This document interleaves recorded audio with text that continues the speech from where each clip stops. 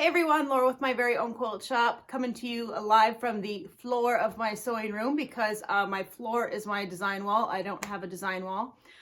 So I wanted to show you how you can get creative with your backings. And this video came about because I'm actually doing it for our Table-tastic group for our March quilt to show a variation that they can do, but I'm also going to post it to YouTube. So this quilt right here is our March Table-tastic table runner. It's the Hyde Park quilt from the Table-tastic book. The quilt in the book does not have a border.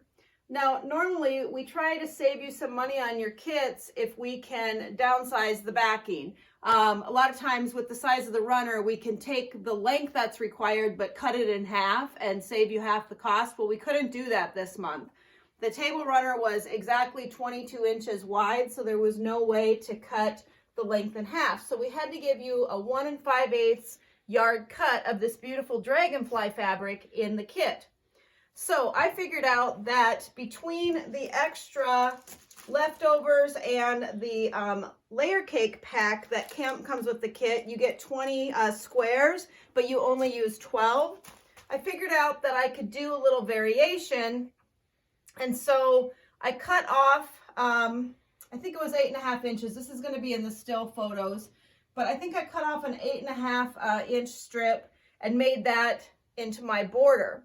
So then the problem that you get with that though is your remaining backing fabric is literally the exact same size as the runner with no overhang for quilting. Okay, so problem but not a problem. That's where your leftovers come in and you get a little creative with your backing. So the first thing I did with my backing, I've already cut it, is I took the remaining, and you can see we have plenty going this way, plenty of overhang, because this is going to end up a little bit shorter. So first I sliced it, I just folded it in half the long way and just sliced it with my scissors up the middle. Then I took, these are the leftovers from my spools. You only use part of each square. I did not trim them to size until they were sewn together. So they're a little wonky. I want that. I don't want these to line up necessarily because they weren't all the same widths. But I did trim each segment to 5 inches and then cleaned up the ends. They're not even all the same length. I'm going to sew these together end to end. Okay, so these are going to shrink up a little bit. You're going to lose a little bit of length. Then I'm going to sew my two dragonfly panels to each side. I do have straight edges on all of the edges of these pieces.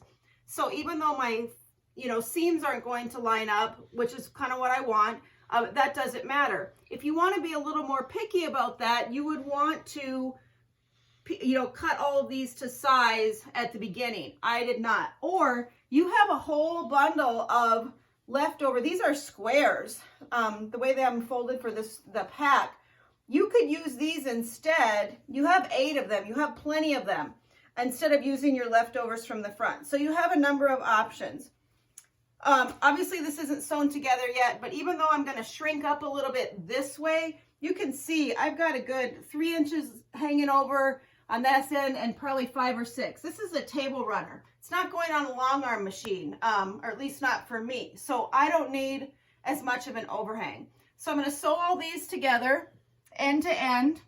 And then I'm going to sew these 2 sides to it, and that is going to become my backing. Since it's already a little bit wonky in the middle, part of why I left it that way is so that I don't have to get all uptight and worried about getting everything completely centered when I baste the quilt. It'll just be a little bit of a wonky back. But this way, I've used up all of my leftovers from making the spools. There's none of those left. I do still have these 10-inch squares, but they can go into my stash to be used in other quilts as 10-inch squares. These were just leftover pieces. Now they're all used up. I've used up pretty much all of the backing fabric in the kit. There's a few little pieces of that. I can cut that down into my stash users, strip bins, and that'll be taken care of too. So this is just one option of using your leftovers to make your backs a little more fun. I love pieced backs. I generally have not done them on a table runner, but in this case, it was a fun option. So hopefully this gives you some ideas. And obviously you can leave off the optional border if you're making this from our Table-tastic kit or making it on your own. It's just another option to make it a bigger quilt. So hope this gives you some ideas, and hope you enjoy our shop and our videos. And if you like our videos, please subscribe to our channel. Thanks. Bye.